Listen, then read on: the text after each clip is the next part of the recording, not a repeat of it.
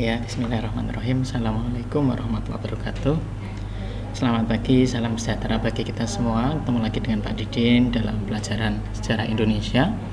Oke, pada pertemuan kali ini kita akan membahas tentang terbentuknya Kepulauan Indonesia, kaitannya dengan nanti sejarah masa praaksara di Indonesia. Itu. Yang pertama, Pak Didin akan sampaikan yaitu pengertian zaman praaksara. Jadi pra itu artinya sebelum, aksara itu artinya tulisan, sehingga dapat diartikan bahwa masa di mana belum dikenal atau diketahui adanya tulisan. Ya, jadi zaman praaksara sama zaman nirleka itu sama artinya. Selanjutnya, kehidupan pada masa praaksara itu dapat kita ketahui dengan adanya peninggalan-peninggalan manusia pada masa tersebut. Nah, peninggalannya itu diantaranya ada fosil, ya, ada artefak, terus ada ekofag dan ada fitur. Oke. Ya, kalau fosil itu berarti sisa-sisa atau bekas makhluk hidup yang membatu, ya, atau menjadi mineral. Contohnya terbentuknya minyak bumi, batu bara itu merupakan hasil dari fosil jasad renik maupun dari tumbuhan. Terus artefak, kalau artefak itu peninggalan kebudayaan pada masa praaksara. Nah, kebudayaan yang dihasilkan pada masa praaksara. Yang ketiga yaitu ekofag. Kalau ekofag itu objek alami yang biasanya terkait dengan ditemukannya artefak. Contohnya ada sisa-sisa tanaman yang membatu.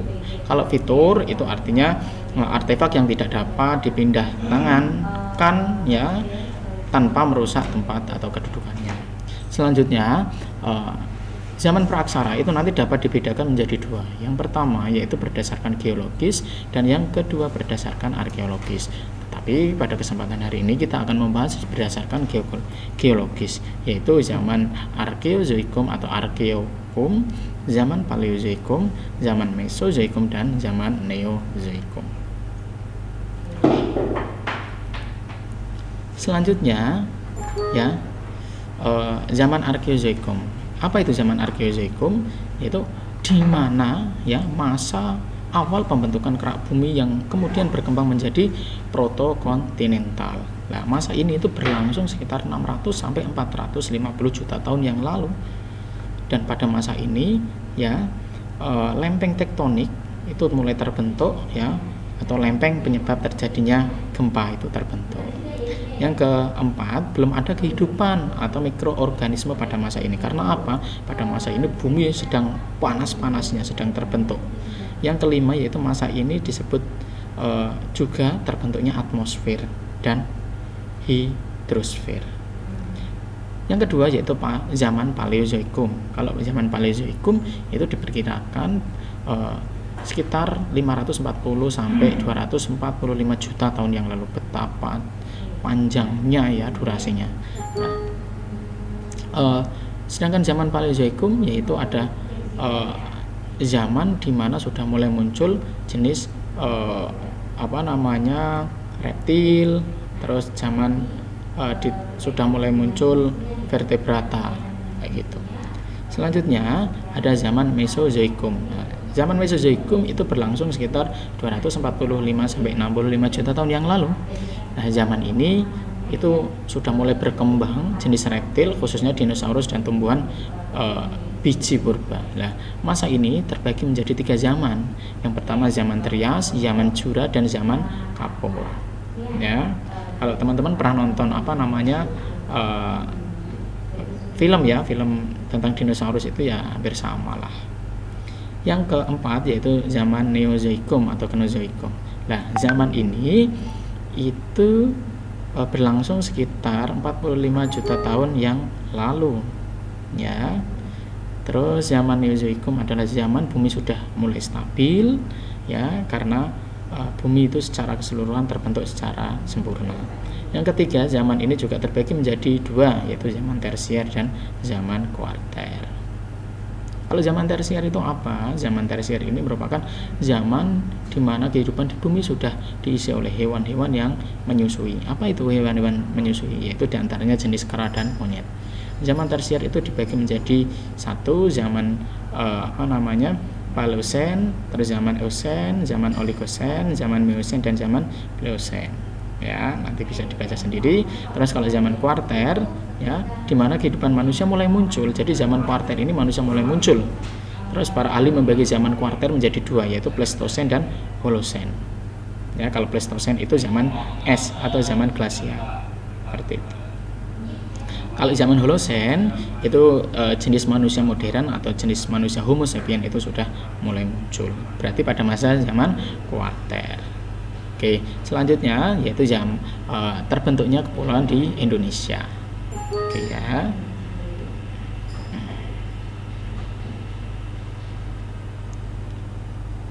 Oke.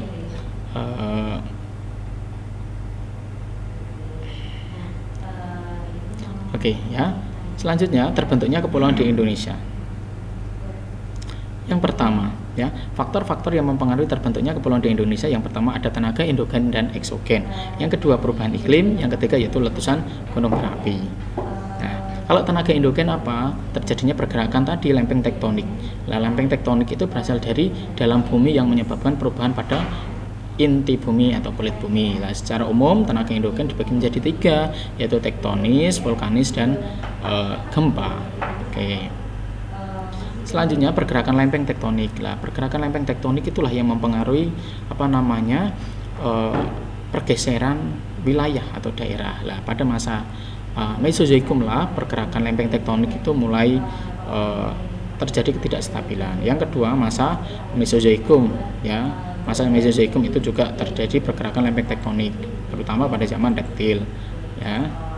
Sehingga apa? Diperkirakan juga terjadi gempa yang luar biasa besarnya pada masa zaman reptil. Selanjutnya lempeng-lempeng besar itu, ya, lempeng-lempeng besar dunia itu terletak di wilayah Indonesia. Satu yaitu Indo-Australia, yang kedua Eurasia, dan yang ketiga yaitu di daerah Filipina. Nah, makanya nanti wilayah Indonesia itu dilalui lempeng-lempeng dunia yang mengakibatkan apa? Wilayah Indonesia ring of fire yang dikelilingi oleh gunung berapi. Ya. Oke. Selanjutnya ya Pak Didin sampaikan kalau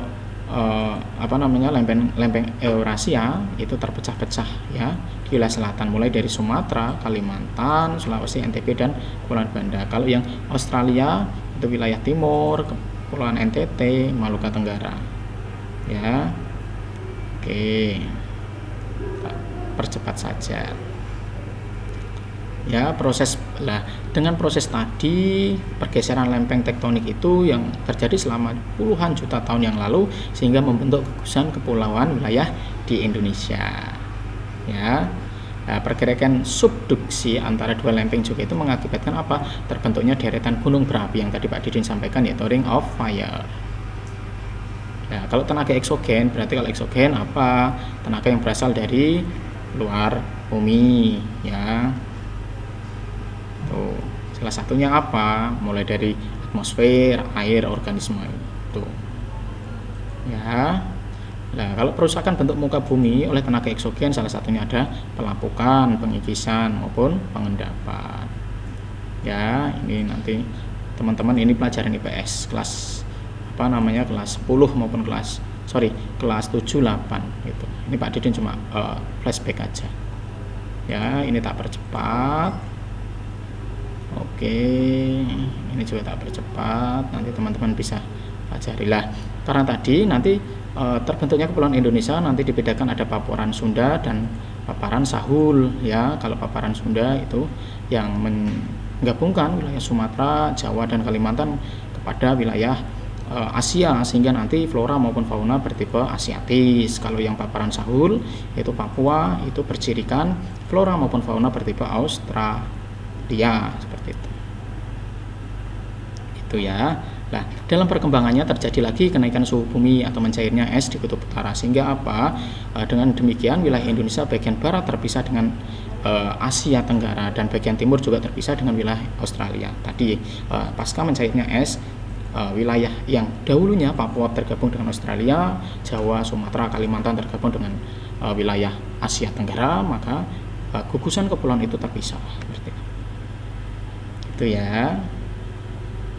Ini juga Pak Didin aja percepat.